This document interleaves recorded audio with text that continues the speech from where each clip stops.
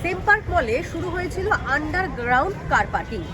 সাধারণত কনজিউমার বা যারা নিউ মার্কেটে কেনাকাটা করতে আসবেন তাদের সুবিধার্থে এই কার পার্কিং এর ব্যবস্থা করা হয়েছিল কলকাতা পুরসভা এবং একটি বেসরকারি সংস্থার উদ্যোগে।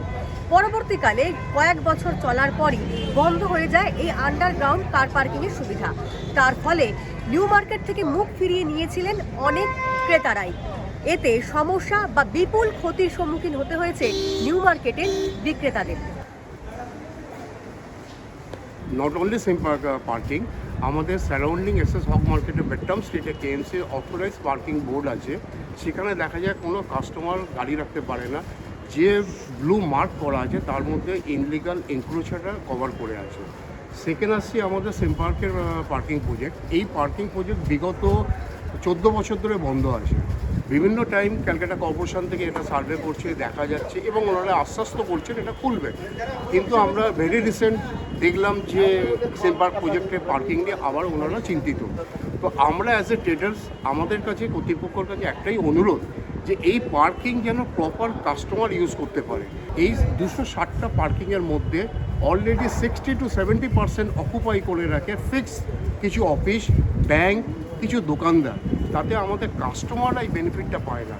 আমরা অ্যাজ এ ট্রেডার্স আমরা চাই এই পার্কিংটা যেন কাস্টমার বেনিফিটটা পায়। কেএমসি এর আগে এখন তো আন্ডারগ্রাউন্ড পার্কিং আছে। আমি তো 45 ইয়ার্স থেকে আছি এখানে। একটা অন দ্য রোড পার্কিং ছিল, সেটা তো অনেক আগে বন্ধ করে দিয়ে আন্ডারগ্রাউন্ড সিম পার্ক মলও করেছে আর পার্কিংও করেছে। তারপরে থেকে অনেক আগে কত পার্কিংগুলো ছিল এখন অনেক কমে হয়ে গেছে।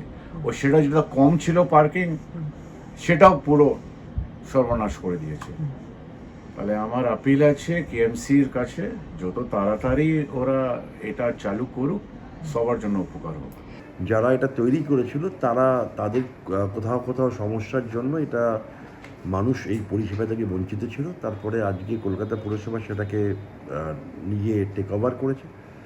করার পরে আমরা সেটা যখন রক্ষণাবেক্ষণে গিয়ে দেখলাম যে ওখানে বেশ কিছু মেনটেন্যান্সের কাজ বাকি আছে।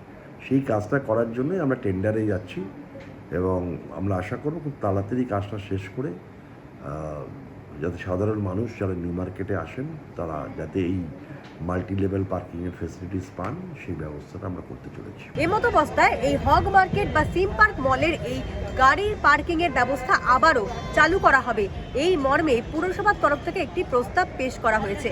এখন দেখার বিষয় কবে নাগাদ ঠিক এই সিম পার্ক মলের কার পার্কিং ব্যবস্থা পুনরায় চালু করা হয়। আনন্দবাজার অনলাইনের জন্য সুদীপ্তা।